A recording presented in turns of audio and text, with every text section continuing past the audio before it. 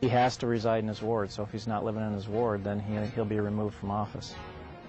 Last month, police charged him with shoplifting, and tonight, West Des Moines City Councilman Brad Olson is facing accusations he doesn't even live in the ward that he's supposed to represent. Good evening. Thank you for joining us tonight.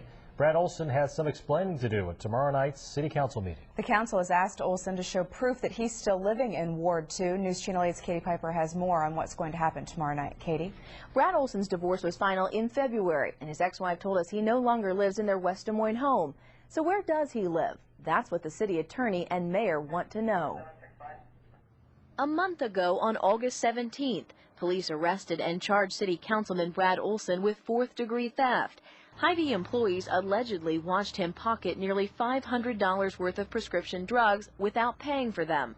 Since then, Olson has been a no-show at City Council meetings, and no one seems to know if he's living in Ward 2. I don't know if he does or not. It doesn't sound like it, but I don't know for sure.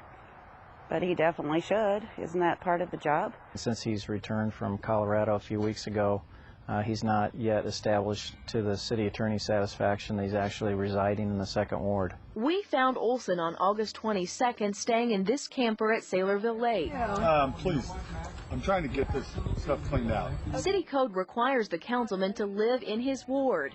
So if he can't prove his residency at Monday night's meeting, Mayor Steve Gare says he can't be a councilman. So if he's not living in his ward, then he'll be removed from office. Olson is a three-term council member, and his seat is up in November. I actually announced on May 1st that I was going to run for this seat. So far, Charles Schneider is the only person who's filed papers. Schneider, an attorney and member of the Planning and Zoning Commission, says Olson's legal troubles didn't sway his decision to run. You said he's not a candidate in the race right now, so I've just been focusing on my positive message of making West Des Moines the crown jewel of Iowa and keeping property taxes low. All along, Olson has said he will remain in office and finish his term.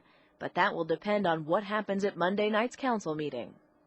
Mayor Gare said Olson emailed the city attorney, and he said he will be able to prove his residency in Ward 2. The mayor said he doesn't know if Olson is going to show up or if he'll phone in, as he did during the last meeting. And by the way, Olson did not return any of my calls.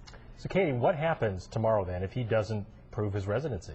Well, then the council would set a public hearing date on the issue, which Mayor Gare said would likely be next Monday, and then the council would vote him out of office. And where does that shoplifting charge stand now? Well, court records show, Emily, he pled not guilty. A court date hasn't been set yet. All right, more to come tomorrow night at West Des Moines City Hall. Thanks, Katie.